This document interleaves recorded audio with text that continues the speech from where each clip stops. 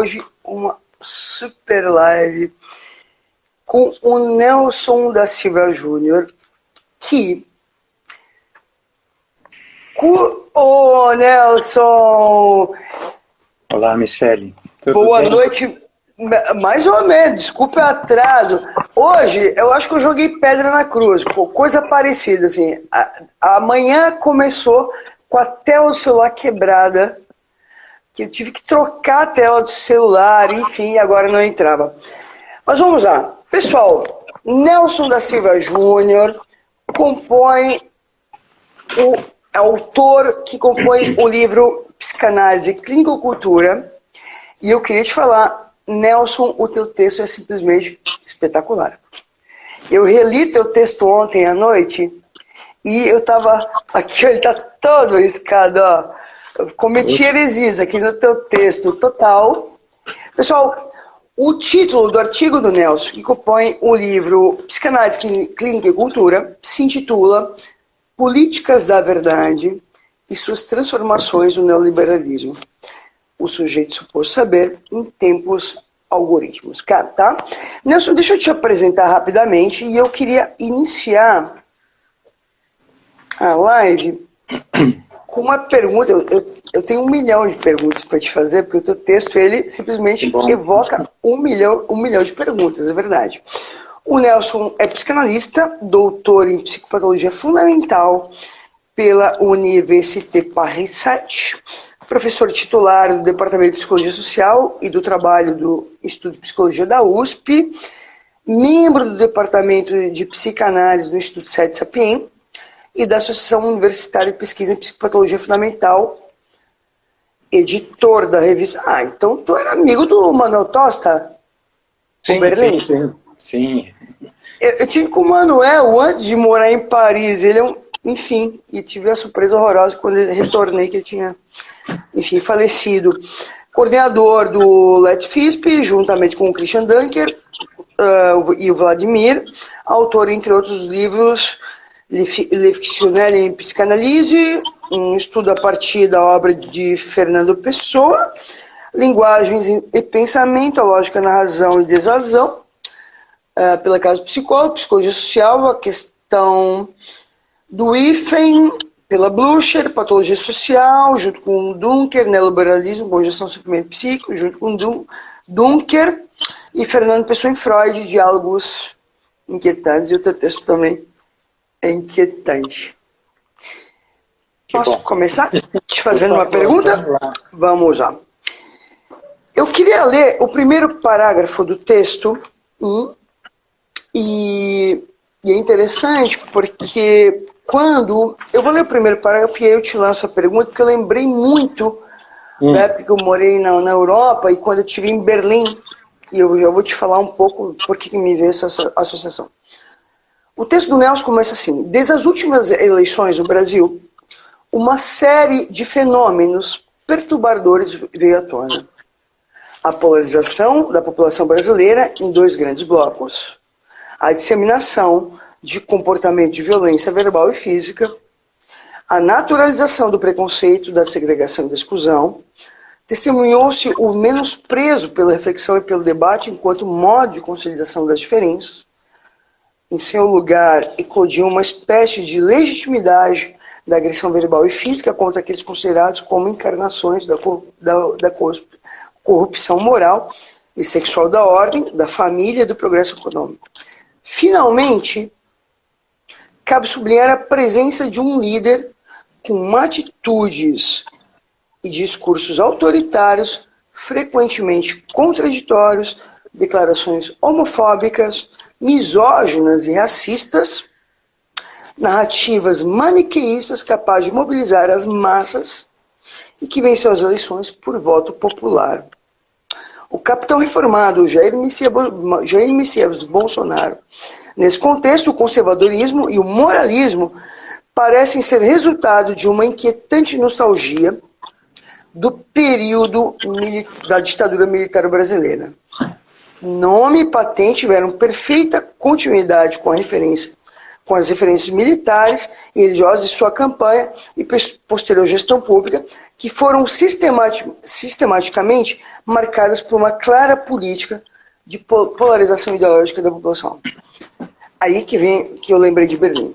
Estamos diante de uma situação análoga àquela que levou Hannah Arendt a escrever As Origens do Totalitarismo. Diante dos horrores da Segunda Guerra, com sua geração, se perguntava o que havia acontecido. Vou lá. O que me ocorreu, Nelson, primeiro te parabenizar pelo texto e te agradecer por ter aceito, né, participar dessa coletânea que ficou tão linda, né, e está aqui na live de hoje. Mas tem algo aí importante que, diante de períodos na história, ou em vários períodos na história, se fez essa evocação, né, de um Messias, né, de um ditador, né, assim como Freud não sabe, né, em Psicologia das Massas e Totem e Tabu. Queria discutir um pouco isso, porque quando eu estive em Berlim, é interessante, né, porque na Alemanha se faz questão de criar 1 milhão de memoriais para marcar, né, o acontecido do que foi a tragédia do nazismo. Mas, ao mesmo tempo, quando você visita ali o Museu do Holocausto, você fica se perguntando como que isso teria sido possível. Enfim, com você a palavra, Nelson, início, enfim, de uma discussão. Bom, antes de mais nada, obrigado, Michele, pelo convite a participar do seu livro. Concordo, ficou muito, muito bom. Estava relendo alguns textos agora. Bom, é uma honra estar entre pessoas tão espertas, inteligentes, assim, psicanálise. Acho que você fez uma obra assim que tira uma foto da nossa pequena comunidade psicanalítica e uma foto que e posso fazer um comentário? Sim. Parece que os autores se conversaram antes, porque os textos todos conversam, né? Exato, né? Tem pelo menos 2 textos aqui que parecia que a gente tinha batido longos papos, né? Da Julieta e do Mauro Mendes, né? Acho que são 3 textos que bom, se debruçam sobre uma questão aparentemente pouco estudada em psicanálise, mas é a questão da estupidez, né? Tem uma frase que sempre me atraiu muito no 4º seminário do Lacan.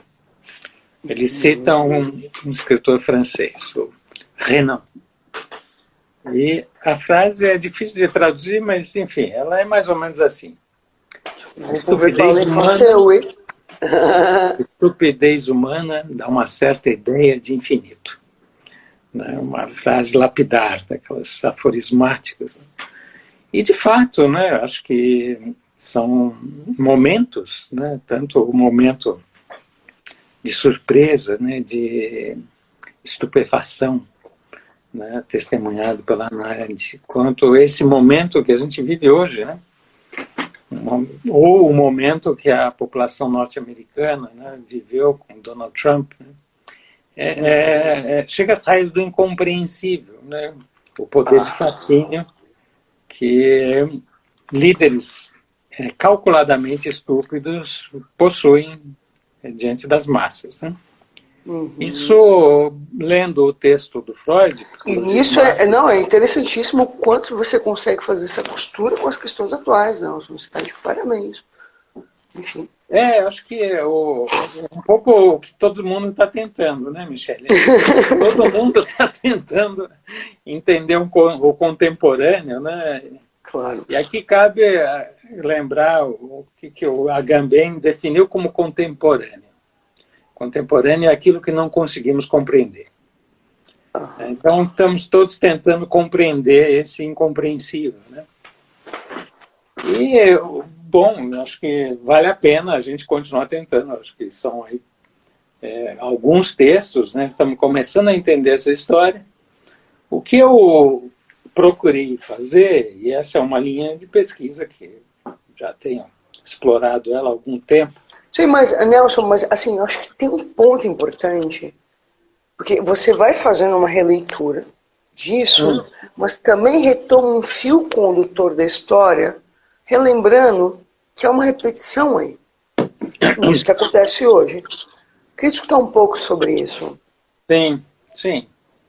Eu acho que as repetições aqui tem gente até mais gabaritada, né, para compreender a compreensão dessa repetição no cenário brasileiro, né? Diferentemente do que se fez na Alemanha e outros países, né, o nosso processo de transição ele recebeu esse nome de batismo, anistia, né? E anistia, a raiz grega dessa palavra é nada mais nada menos do que esquecimento, né? Tem aí ainda em português amnésia, anistia, né? Então é uma espécie de perdão com o preço do esquecimento, né? É possível perdoar sem esquecer e é possível perdoar sob o preço do esquecimento, né? Isso aí foi uma solução que se chegou em Atenas depois da tirania dos 30, né? E essa amnistia, né? Esse esquecimento decretado, como se fosse possível lembrar e esquecer por decreto, né? Então a gente tem aí uma passagem, né?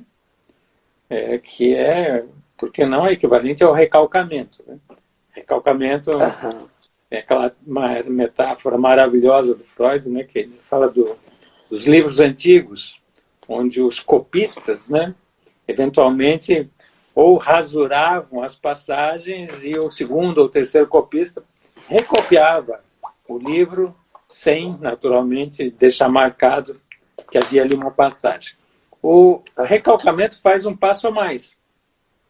Ele insere um texto deformado que adultera o sentido original e passa-se adiante. Ou seja, a gente tem aí um processo de recalcamento.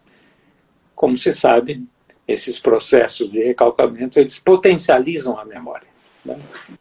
Eles potencializam, eles deslocam, né, os lugares de aparecimento do retorno do que foi recalcado. Então, eu leria, assim, grosso modo, né, como um processo mal feito de recalcamento. Estamos aí diante de sintomas sociais, né, sintomas da cultura. Mas acho que tem outros elementos, né, que foi o que eu tentei abordar nesse texto, né, que são compartilhados com outros processos políticos, como, por exemplo, o processo político dos Estados Unidos, né? O que eu estava dizendo agora há pouco é que, bom, eu tenho estudado bastante, né, a questão da alienação, né? As teorias e as abordagens da alienação.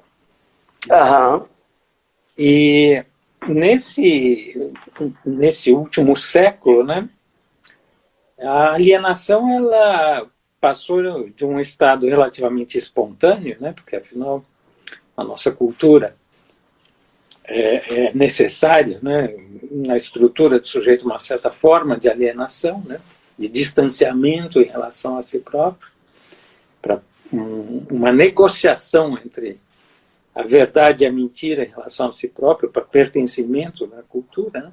Ela passou desse momento espontâneo de alienação para um momento artificial de alienação, né?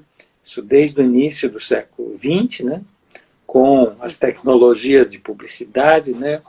A alienação começou a... Mas eu achei tão bonito quando você fala ali dos jornais e das revistas, né? De alguma maneira o leitor lia. Eu lembrei de uma passagem minha de 30 anos atrás, que não sei se você lembra que no fim das matérias das revistas tinha não sei se era e-mail ou endereço eletrônico do editor. Você lembra disso? E para quem quem quisesse fazer algum tipo de comentário, teria que mandar aquele troço, 30 dias depois o negócio vinha.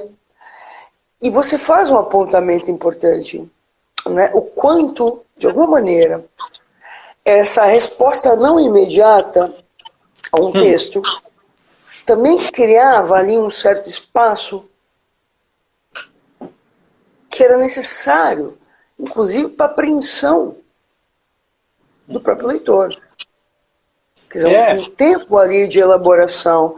E eu acho que você faz um apontamento importante, quer dizer, você dá um salto aí importantíssimo, né? Porque não só essa resposta imediata, e aí tem uma passagem que na página 101, se diz assim, né? É bonito, né? Não apenas a rede se tornou uma fonte, 100, né? No final da 100 início da 101. Não apenas a rede se tornou uma fonte quase infinita de conhecimento disponível, mas também o ambiente digital sempre pode oferecer uma infinidade de declarações opostas às suas. Isso implica, talvez, o que pode ser considerado como sendo a transformação mais importante no regime de verdade da nossa sociedade. 2 pontos. Com tantas informações, com esse material contraditório, cabe ao... E aí eu acho bonito que você não fala de sujeito, você fala consumidor. Cabe ao consumidor decidir o que pode ser considerado verdade. O atual agente legitimador da nova economia da verdade da nossa sociedade é, na verdade, o próprio homem comum. E aí a gente entra um pouco nessa coisa do reino das opiniões, assim, quase como, né, exemplo, a Terra é plana. Vai lá, exemplo o quê? Não. A Terra é plana. Deixa eu tirar o fone que tá de uma barulheira aqui. Claro, né? Vai, tirei o fone que tá um barulho aqui, vai. Tá. Não, esse é uma espécie de paroxismo, né, dessa história, né? Mas isso é interessante, o caso do terraplanismo, né, porque mostra que esse novo regime de produção de verdade, ele depende de uma constante sabotagem dos antigos regimes, né? Então, existe um processo de desestabilização de estruturas consideradas até então como aquelas legítimas para se veicular a verdade, no caso da universidade, no caso da jurisprudência, né? No caso das autoridades, tudo isso naturalmente precisa ser desestabilizado, né? Para que se instaure um novo regime, eu diria um regime até paranoide de relação com a verdade, porque ele só funciona na base de uma premissa que interpela o sujeito dizendo: você estava sendo enganado. Você, até aqui, estava sendo enganado. Alguém estava gozando, né, às suas custas. Né? Você era o objeto de gozo de alguém, né, sem sabê-lo. Então, existe uma passagem aí nesse momento em que o sujeito, de algum modo, se desapropria. Sabe que eu lembrei? Não. Que engraçado, né? Porque remonta... Não sei o que do que remonta... Não, eu lembrei de uma certa captura infantil do sujeito. Eu lembrei de uma passagem do Pinóquio, em que os caras do circo, que querem levá-lo como uma atração, dizem assim: cara, você está perdendo, você está sendo enganado, tá. E a partir daí convencem ele a ir para o circo, e ali começa a aventura de Pinóquio, enfim. Porque eu acho que é importante essa tua retomada, né? Você está sendo enganado, você não está recebendo o que de fato você mereceria. Sim. Né? Voilà. É uma instauração de um novo regime de verdade, como falava o Foucault, né? Agora, quem tem a verdade é quem diz que o outro está sendo enganado. Então, essas são novas estruturas, né, discursivas, que é o que se testemunha hoje, né? Muito fácil abrir o jornal e ver esse regime de calúnias pulando do jornal, né, ou de qualquer outro veículo de comunicação. O que eu acho que é particularmente uma novidade hoje, né, nos meios de comunicação, é isso que eu nomeei como poder pastoral, né? Essa possibilidade de você conduzir as ações, você antecipar as ações de cada sujeito e do rebanho como um todo, né?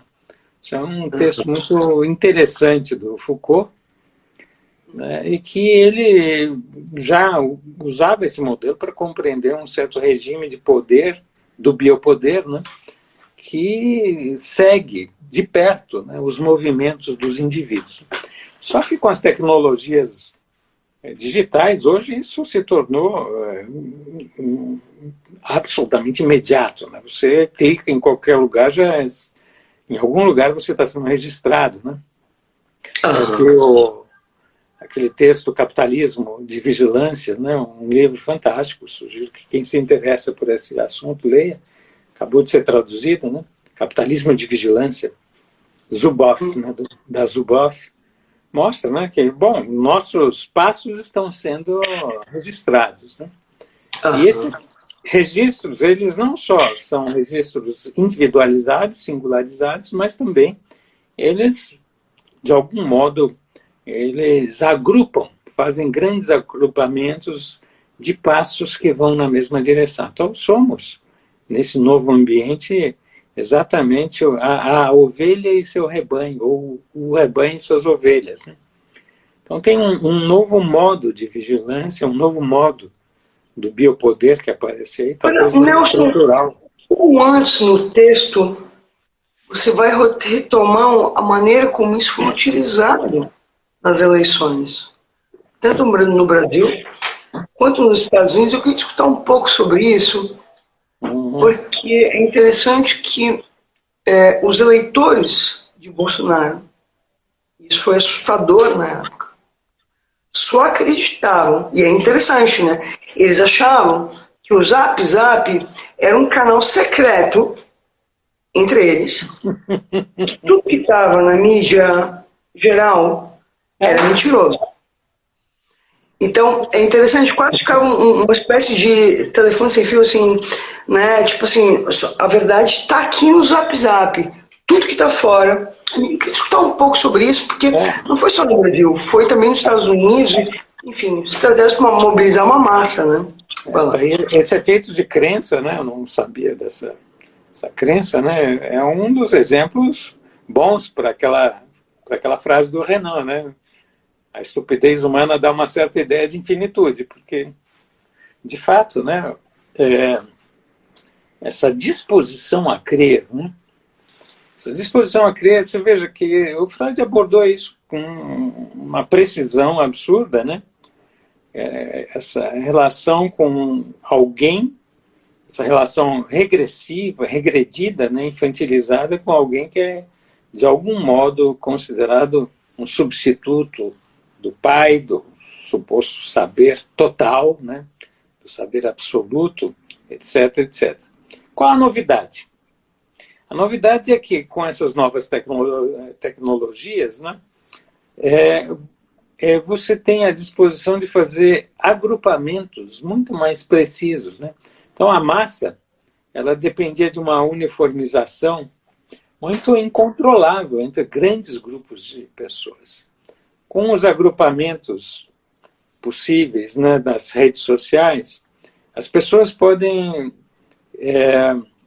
elas encontrar ali no pé de página coisa do tipo, pessoas que compraram tal livro também leram esses livros. Né? Pois é, o mesmo tipo de sistema é aplicado nessas redes sociais. Olha, pessoas que acreditam no conservadorismo também acreditam tal. Aqui está uma lista. Ou seja, esses agrupamentos de pessoas, eles são constituídos artificialmente. Essa é a novidade.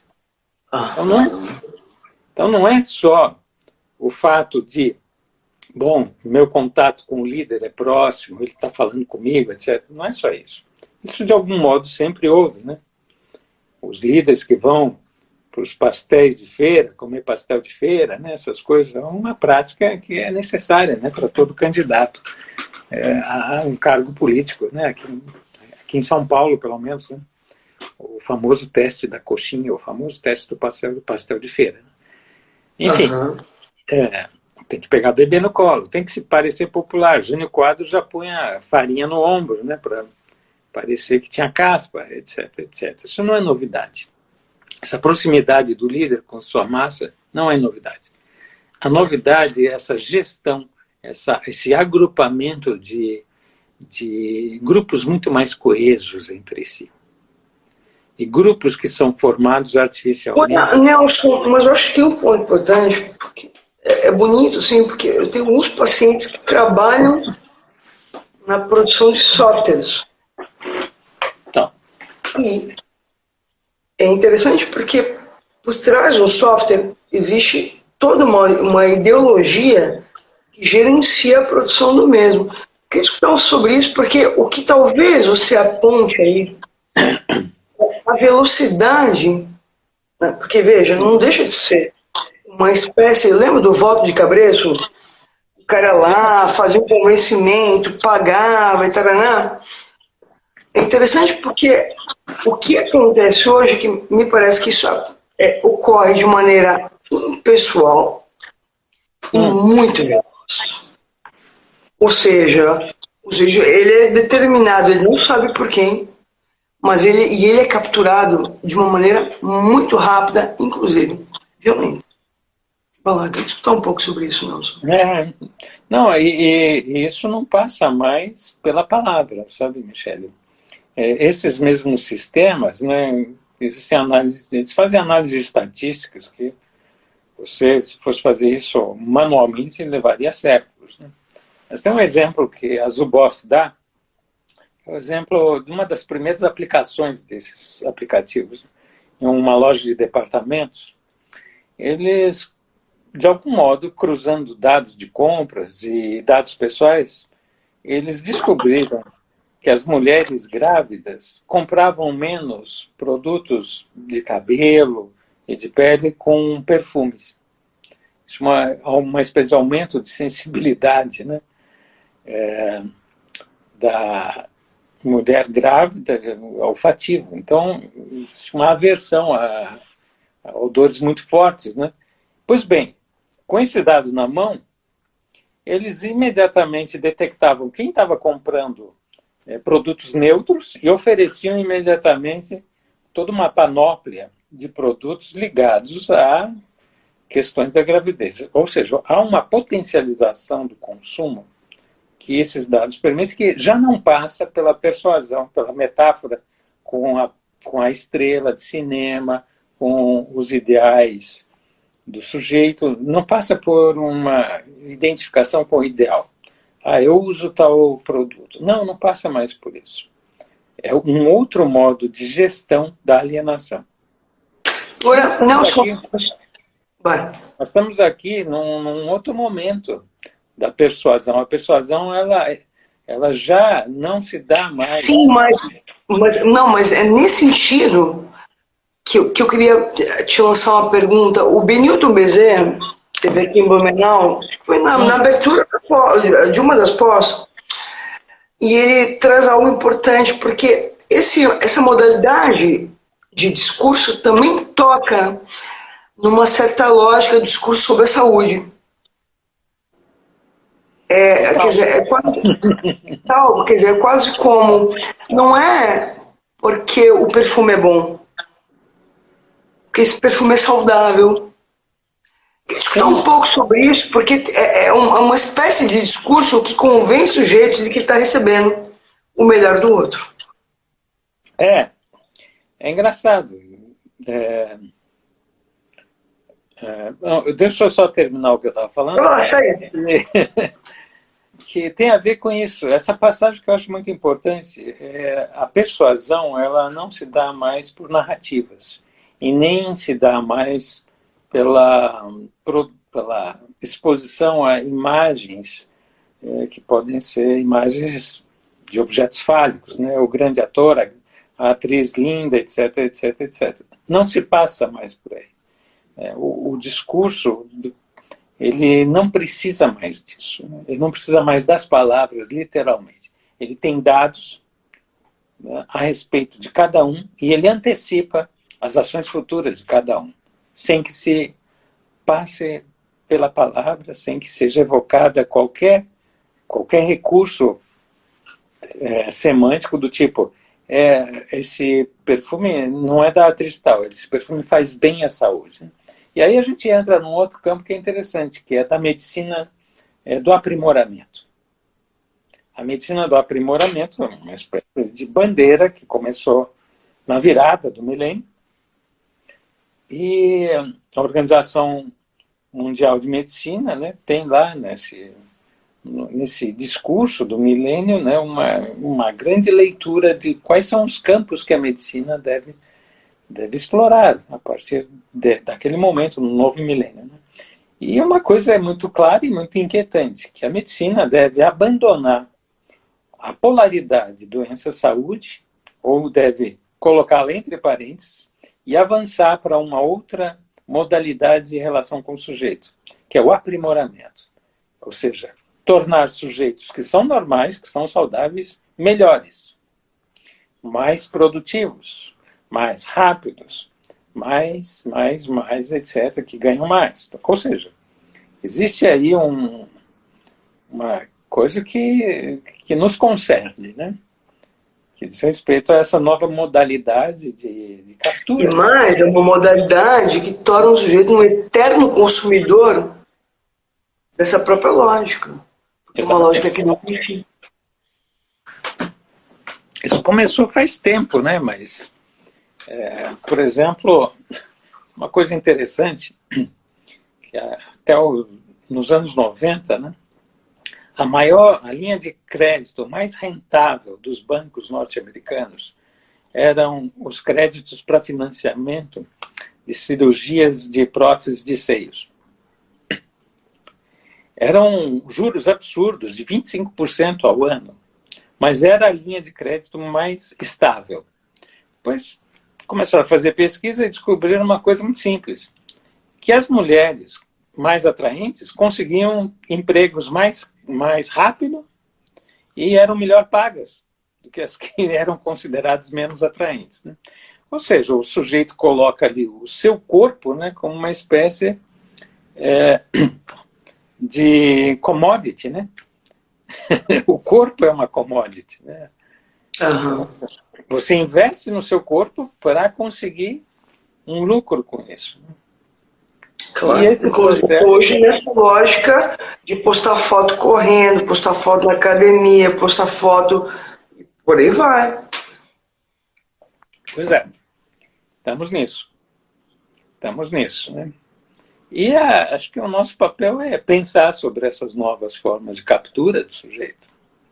E, eventualmente, para quem se interessar, digamos, ajudar uma espécie, ou pensar em formas de emancipação disso, né? Mas, enfim, vamos voltar aqui ao texto, né, do nosso poder pastoral, né? Vai. O poder pastoral, ele tem essa qualidade, né? Essa potência inquietante, demoníaca, mas ele tem essa potência desde que associado à tecnologia digital, né? Ele é imediato, como você falou. Então você pensa em fazer uma viagem, você não precisa mais teclar no computador. Hoje é comum a gente estar conversando sobre algumas férias dentro de casa, aí a Siri interrompe a conversa e fala assim: você está querendo viajar para o Nordeste, né? E entra na conversa, né? E, bom, no dia seguinte você abre o computador, liga a internet, já tem 10 pacotes de hotéis na internet, preços de bilhetes de avião, né? Ou seja, há uma antecipação, né, das ofertas muito ajustadas àqueles interesses que você só ousou falar em voz alta, né? Com a pessoa com quem você estava conversando. E essa antecipação, né, ela é um fator de precipitação, de produção, de potencialização dos atos impulsivos do consumo, né? Então, estamos aqui um pouco num campo limite, né, para a gente pensar como é que a gente se posiciona em relação a isso. Nelson, acho que tem um ponto importante nisso, que é essa antecipação, ela também parte de algo fundamental que tem a ver com a constituição do sujeito. Ou seja, uma criança chora, tem um outro que de alguma maneira precisa antecipar um sujeito. Uhum. E a partir disso é interessante, né?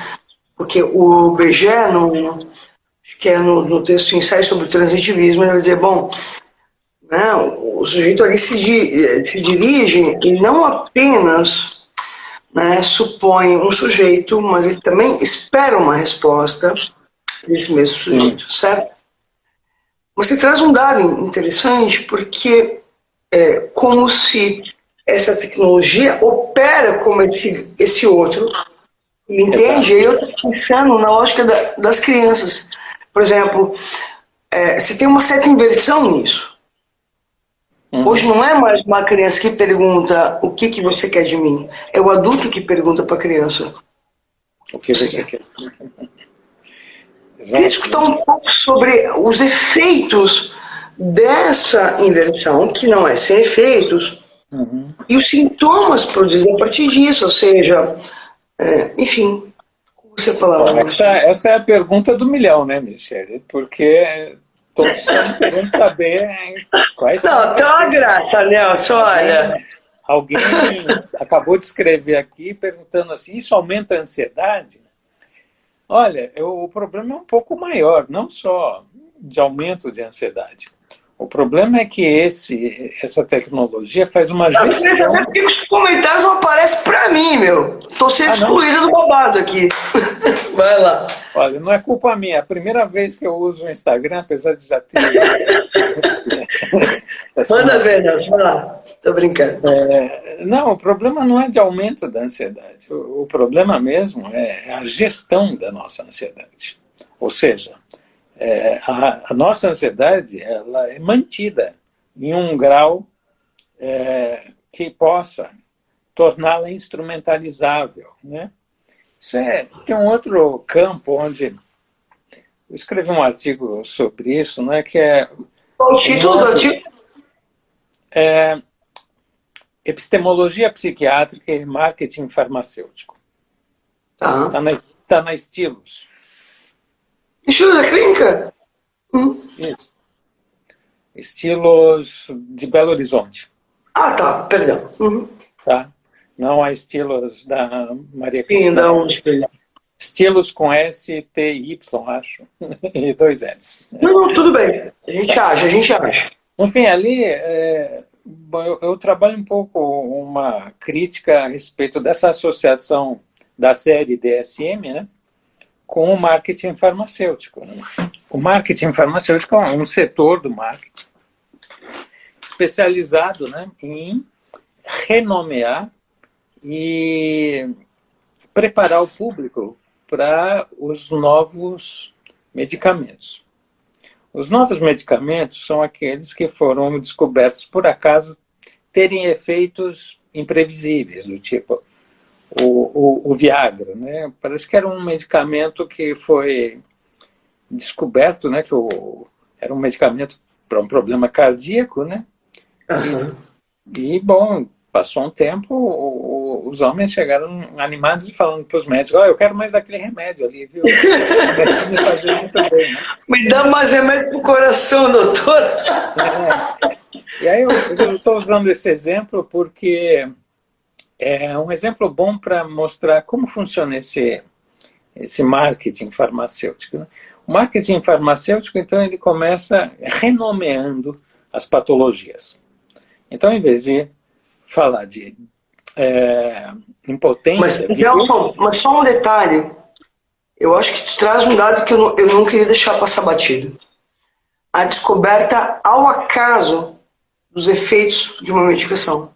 E com metilfenidato, que é justamente a medicação utilizada no caso do TDAH, né? Sim. A hiperatividade, dessa condição, também, e o Orlando Coser, no livro As Metáforas Farmacoquímicas, vai discutir um pouco isso, assim, quanto é ao acaso. É interessante, né? Porque as pessoas pensam, foi fabricado para... Não, os caras descobrem ao acaso, pensam aquilo como sendo algo... Tem um efeito que se descobre, bom, temos a ocasião, a oportunidade de criarmos um transtorno que justifique aquele efeito benéfico daquele medicamento. Né?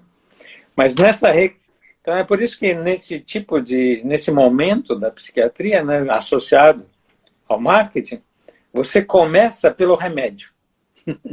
Você não começa pelo sofrimento.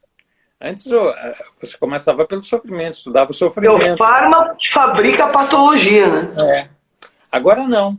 Você começa partindo dos efeitos aleatórios de um medicamento qualquer, e a partir desses efeitos aleatórios você classifica quais são os que dão mais conforto ao sujeito.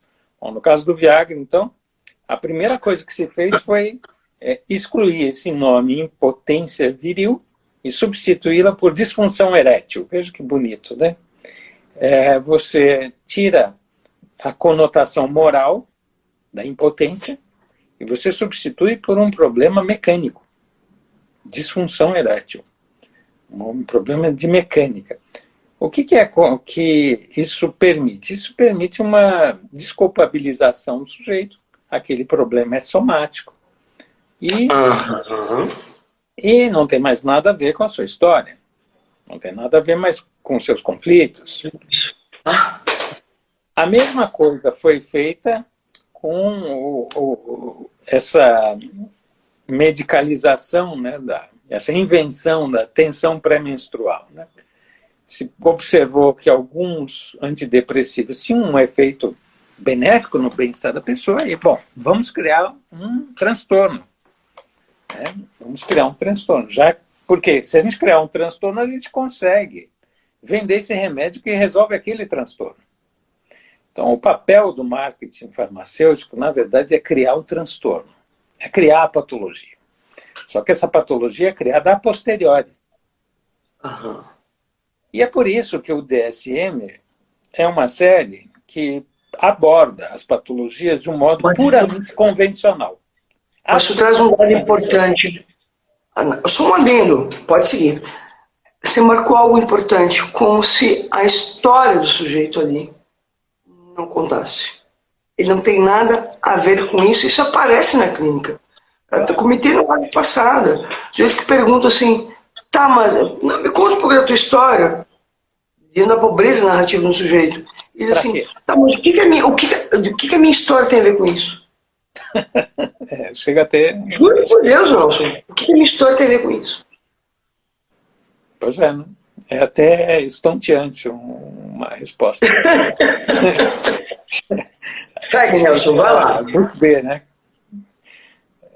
Em francês se diria, a pessoa fica bouche bée, fica boca aberta, né? Completamente, né?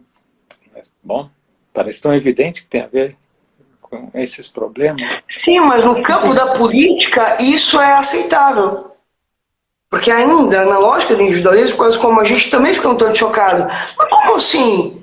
O que acontece contigo não tem a ver com a tua história? Mas é engraçado que no campo da política, esse fio se perdeu quase que radicalmente. Que é o que a Nath vai trabalhar entre o passado e no livro Entre o Passado e o Futuro, as origens do totalitarismo, que se remonta no teu texto. Esse fio se perdeu. Então é como se a gente não conseguisse ligar Lé com criticar um pouco. Vai lá, segue, Nelson. Eu vou tecendo comentários porque eu amei teu texto. Tá, vai lá. Que bom. O que a gente está aqui é um novo aspecto daquela passagem que eu estava falando, das mudanças das estratégias de alienação. A gente está aqui, não se trata mais de convencer consciências. A gente está aqui no que o Foucault chamou de constituição do sujeito, dos modos de subjetivação do sujeito. E os modos de subjetivação do sujeito, eles dependem de um discurso. E esses discursos, atualmente, eles podem ser construídos. O próprio neoliberalismo é um discurso nesse sentido Foucaultiano. Por quê? Ele compreende escolas, ele compreende formas de você avaliar o que é bom e o que é ruim. Ele compreende formas de pensar o que é a polis, o que é estar junto, né? Formas do sujeito se pensar a si próprio, os cuidados de si, né? Então, os cuidados de si hoje são pensados na chave. Bom, eu estou aproveitando o máximo da minha vida pelos custos que eu estou tendo, né? A chave é o custo-benefício. Assim como a gestão da apólice, é o custo-benefício, né?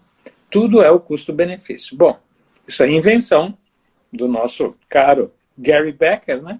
Quando falou do capital humano. Entre aspas, o Prêmio Nobel de Economia. Eu falo entre aspas porque eu não sei se vocês sabem, os prêmios Nobel de Economia não são dados pela mesma academia de todos os outros prêmios Nobel. Eles são dados por uma associação de banco suíço. É um Nobel à parte. Então é um Nobel à parte, né? Não concorre com os outros. Mas, enfim, então se trata de constituição de novos sujeitos nesse sentido, sujeitos que pensam o que é bom e como eles devem se cuidar a partir de outras estruturas. Pensam as suas relações com os outros a partir de outros valores. Pensam a relação deles com o Estado a partir de outras premissas. Isso é constituído ao longo de algumas décadas, né? Enfim, Agora, Nelson, só uma pequena pergunta aí nisso, que eu acho que é super importante você estar fazendo, porque dentro dessas premissas é quase como, né, na lógica custo-benefício, como se também esses discursos colocassem o sujeito em uma certa dívida. Nelson, você está cuidando direito da sua saúde? Pois é. Você está investindo. Tem essa pergunta. E aí, nessa hora, é como se o sujeito, né, sentisse, puta que pariu, não tô. E aí ele dá a bunda. É nessa hora que ele entrega o ouro. Percebe? Porque se produz aí uma certa culpa. Ele vai para a internet, vai pôr no Google como eu cuido melhor da minha saúde. Vai aparecer um monte de coisas que ele pode pagando obter, né? Isso. E aí, me parece que dentro dessa lógica que você retoma Foucault, e é lindo o que você retoma do Foucault. Gente, olha aqui, ó, o texto dele todo riscado. Lindo de ver aqui. Enfim, um milhão de coisas. Mas o quanto se aponta aí, quando você fala da economia, uma certa dimensão de uma lógica de gestão de saúde, que toca num ponto fundamental do sujeito, que dá para ele a ilusão, tipo assim, de um certo apaziguamento na relação dele com o outro. Eu estou cuidando da minha saúde, e é interessante o quanto tem essa lógica de uma certa apaziguamento de uma culpa infantil. Mãe, eu estou comendo bem, eu estou correndo todos os dias, eu estou caminhando, viu? Eu estou comendo fruta todos os dias. Uma certa lógica infantil, eu estou falando dessa maneira, toca nisso, toca numa questão do desamparo, Nelson.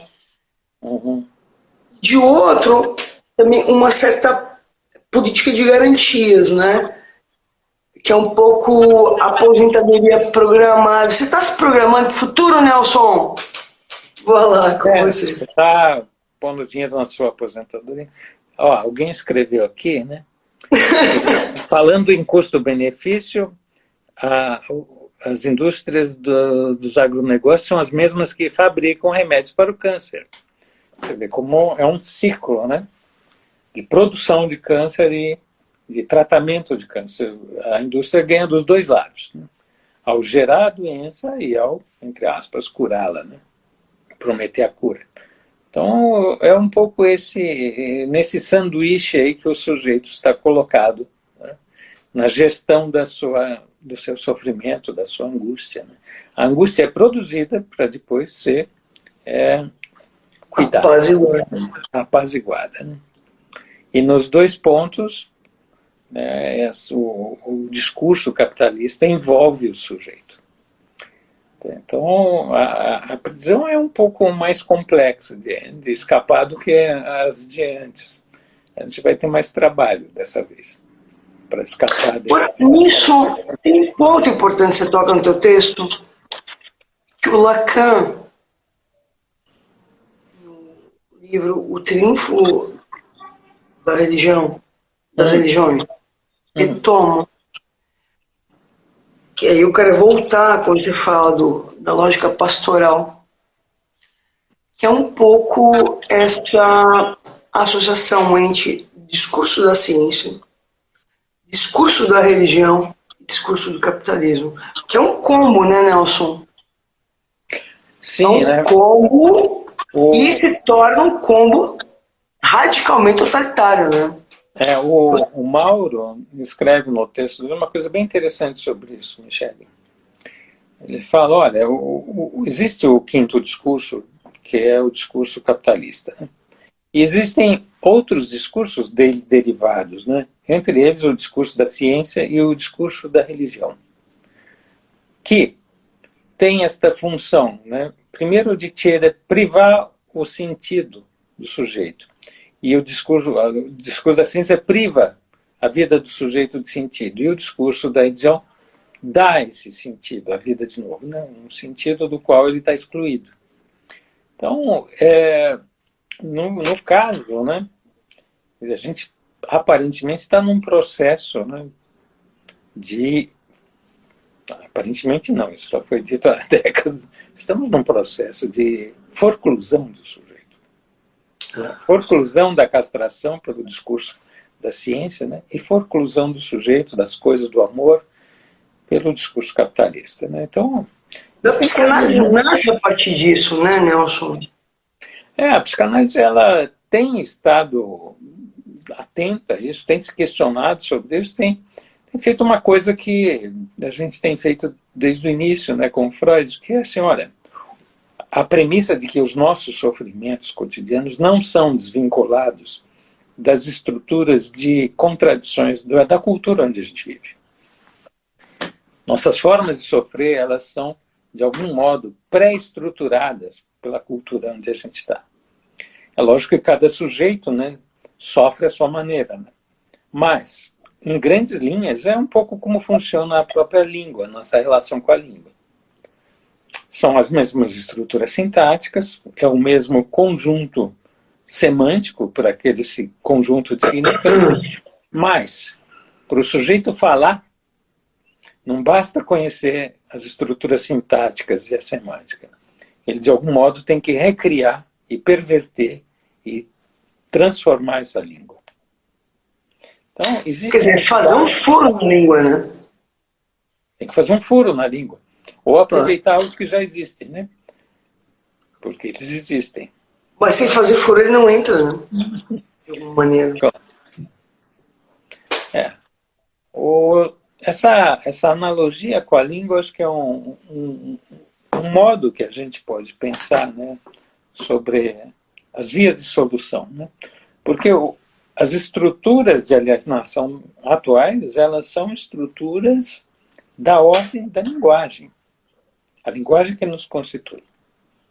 E se a gente for pensar, né, na primeira vez que isso foi diagnosticado, que eu diria que foi em 1930, né, com Heidegger, quando ele escreveu a questão da técnica, ele já localizou esse diagnóstico dessa nova forma de alienação, descreveu na época como sendo da técnica, né, como não propriamente dos aparelhos, dos gadgets, não se trata disso, mas uma forma de alienação que está inscrita na nossa linguagem. E se você for ver a solução que o próprio Heidegger deu após isso, foi a solução de fazer furos na língua, como você disse, né, pela saída poética, pela ideia de que o sujeito pode falar desde que ele fale poeticamente. Né? E é um pouco o que o próprio Lacan, né, ele, de algum modo, recupera em psicanálise, né, com a ideia do bem-dizer. O bem-dizer não é dizer tudo. O bem-dizer é fazer furo na língua.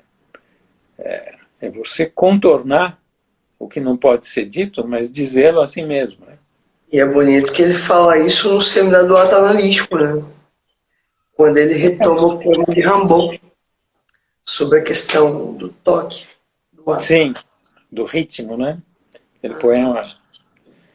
Enfim, são soluções, né? Que... Há em raison, qual é o nome do poema? Há uma razão. Há em raison, é. O Vladimir, no último livro dele, ele traz uma análise bonita desse poema, né? Sobre a questão política mesmo, né? Enfim, essa localização no campo da linguagem da alienação, ao mesmo tempo mostra onde está localizada a possibilidade de emancipação. É na própria linguagem, né? Sabe o que eu lembrei? Não. Aquela frase clássica, que o que mata é também o que cura. Sim, sim. Eu estava lembrando outro dia sobre isso, um verso do Paul Celan. Um verso do Paul Celan, que o Derrida. Eu sou do tempo que o Derrida era vivo e eu não, falou velhinho, sou do tempo. O idoso, pessoal, o Nelson tem 80 anos, viu? Estou bem conservado. Estou bem conservado. Fiz todos os meus exercícios. Não, mas tá bonitão, vai lá. Comi brócolis, fiz os exercícios. Caminhou todos os dias também, Nelson? Tudo certinho, tudo certinho. Segue lá. O Derrida trabalhou muito essa frase do Paul Celan. Minha língua é a língua dos minha língua materna é a língua dos assassinos de minha mãe. Esse é o problema. Esse é o problema, né? O problema da constituição do sujeito, né, no interior de uma cultura que já o produz, de algum modo, como um reprodutor das formas de alienação. Então, esse é o novo impasse da alienação, né? Porque as formas de alienação, hoje, elas tomam parte, elas participam das formas de constituição do sujeito. É o que você estava falando, né? Essa publicidade voltada para as crianças. Quando a criança for um adulto e encontrar aquela bala Sete Belo em alguma loja, ela vai ter uma experiência análoga do Proust, né? Com a famosa Madeleine dele. Vai pôr aquela balinha na boca e vai, de algum modo, abrir o cenário do seu passado ipsis literis, né? Então, essas experiências de cativação do produtor, do consumidor, para o futuro, né? Mas, Nelson, eu queria tomar um termo do Lacan, que ele vai falar em infância generalizada. Infância generalizada.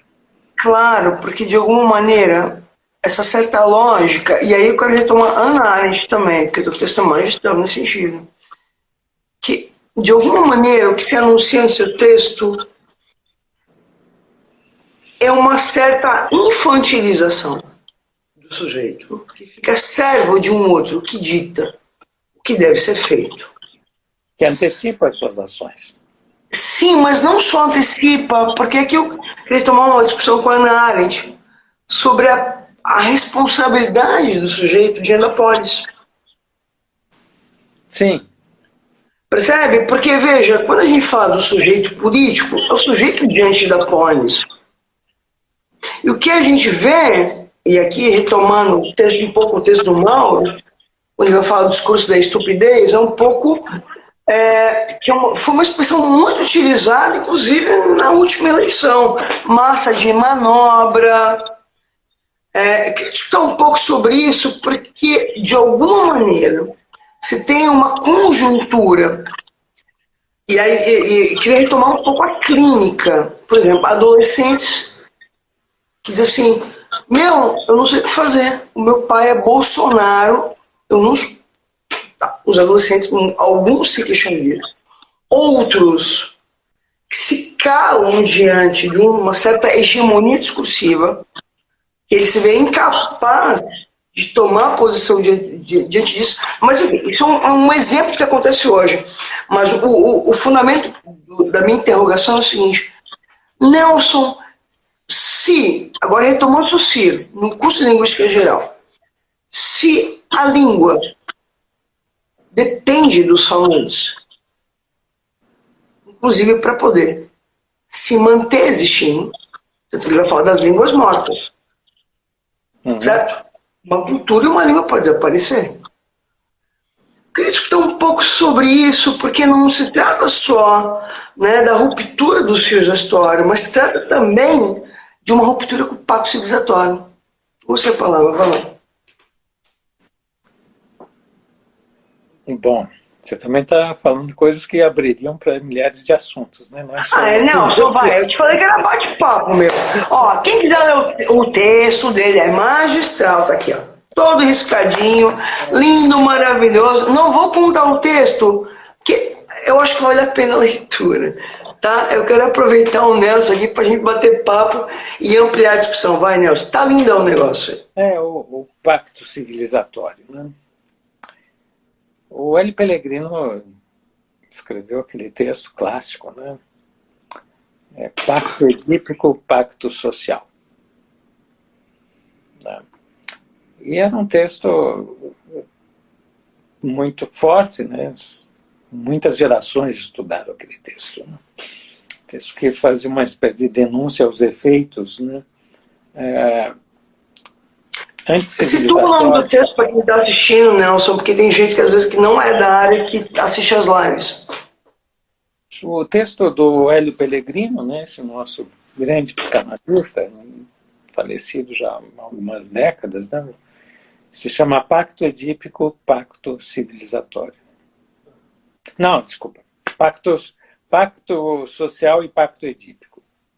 Pacto Social e Pacto Edípico. Então ele critica ali, ele estava ali nos anos 80, Brasil, né?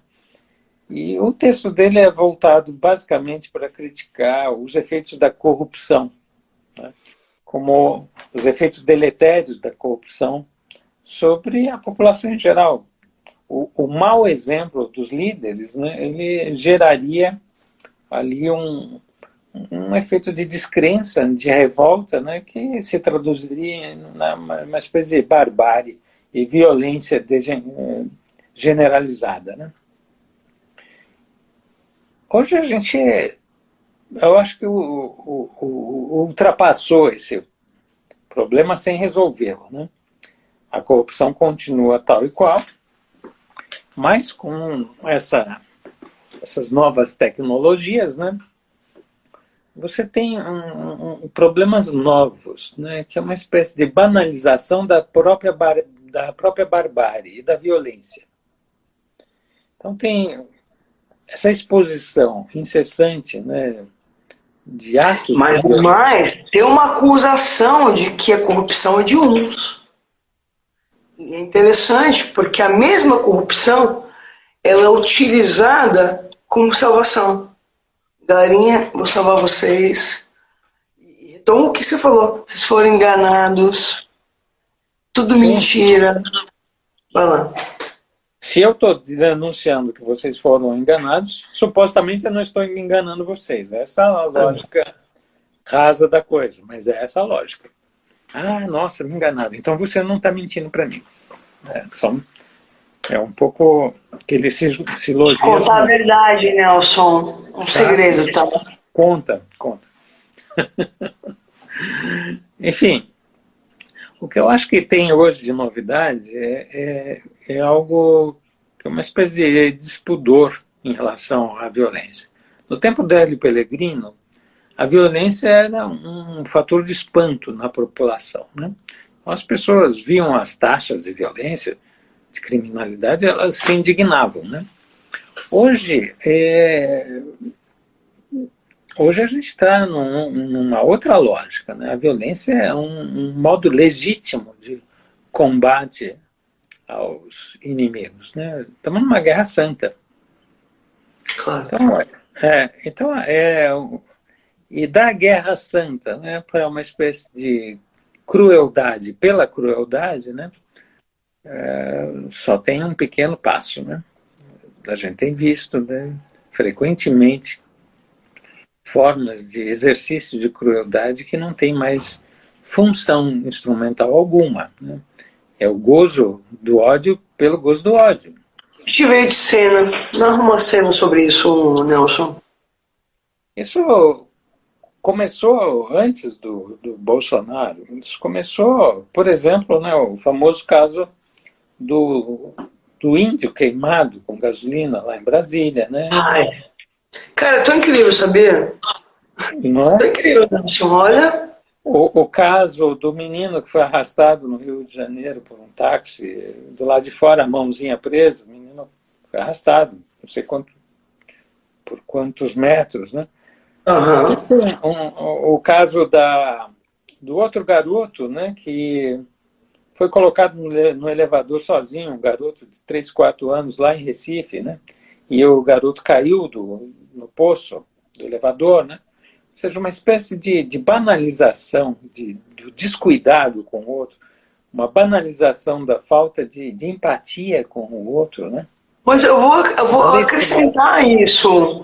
O caso Nardoni, depois do caso Nardoni, que jogou a filha com enfim, a madrasta pela janela, foi um bombardeio de casos parecidos. Teve um no Rio Grande do Sul que enterrou o filho, um médico enterrou o filho vivo. Poxa.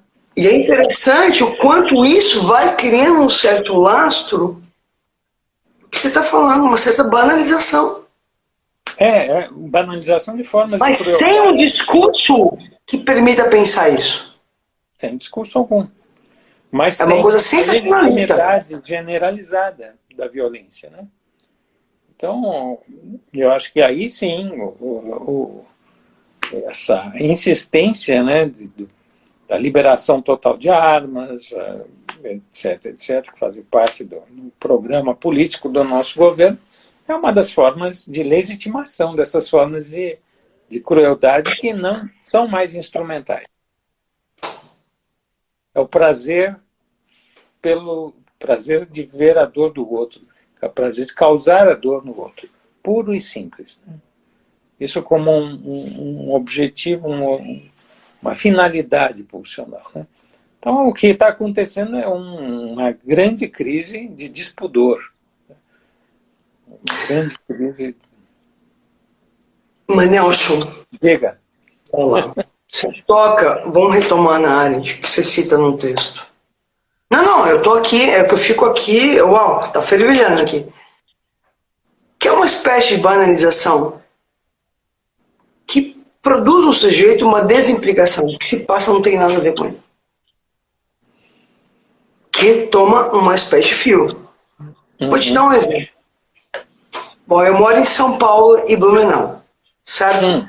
Então, eu sou cliente de muitos Ubers. Imagina a quantidade de Uber que eu pego por semana. Se eu vivo pra lá e pra cá, agora com os lançamentos mesmo, próximo Porto Alegre, vambora. Curitiba, vambora. Então, o que eu conheço de Uber? Interessante, porque o que eles dizem, né? E é interessante que isso aparece dentro de um certo discurso, que é um discurso que apareceu muito na política do Bolsonaro. Meu, todo mundo morre. Por que agora a morte virou um problema? Eu juro por Deus, Nelson. Mas todo mundo morre de gripe, de tuberculose, de cana. Mas que palhaçada é essa? Agora a morte virou um problema? Olha, morre muito, vejam, morreram 700 mil mortos no Brasil. Pois é, no Covid, né? Isso, no Covid. Mas as pessoas dizem assim, é interessante que o discurso é esse, assim, já morreu muito mais. Qual é o problema? Que é interessante que se assemelha muito ao discurso, só uma gripezinha, Nelson. Claro, não faz tempestade com água, meu.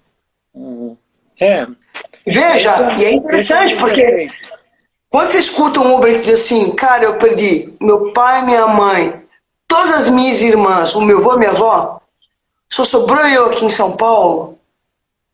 Meu, se isso não te impactar, é que nós estamos, né? Vai, Nelson, desculpa. Eu acho que quanto ao pacto civilizatório, né, esse é um dos efeitos do discurso capitalista, né? Essa banalização, essa dissolução das relações, dos laços sociais, mais precisamente, né?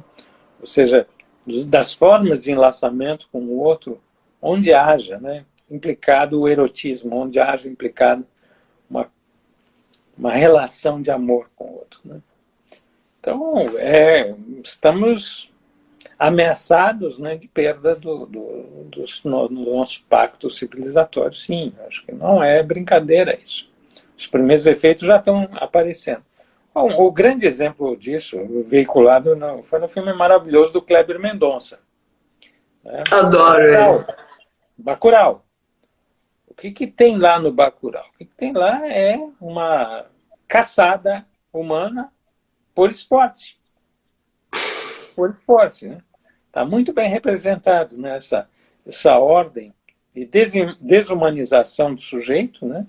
Onde ele pode ser morto por prazer, por esporte, frente a uma forma antiga hoje, né? De laço social, onde a comunidade ela tem estruturas de afeto que a unem, né? Então acho que está muito bem representado. E ali naquele filme, o filme acaba com a maravilhosa cena do Museu de Bacurau, onde a mulher fala: deixa o sangue nas paredes, que é para se lembrar do que aconteceu. Limpa só o chão. Nelson,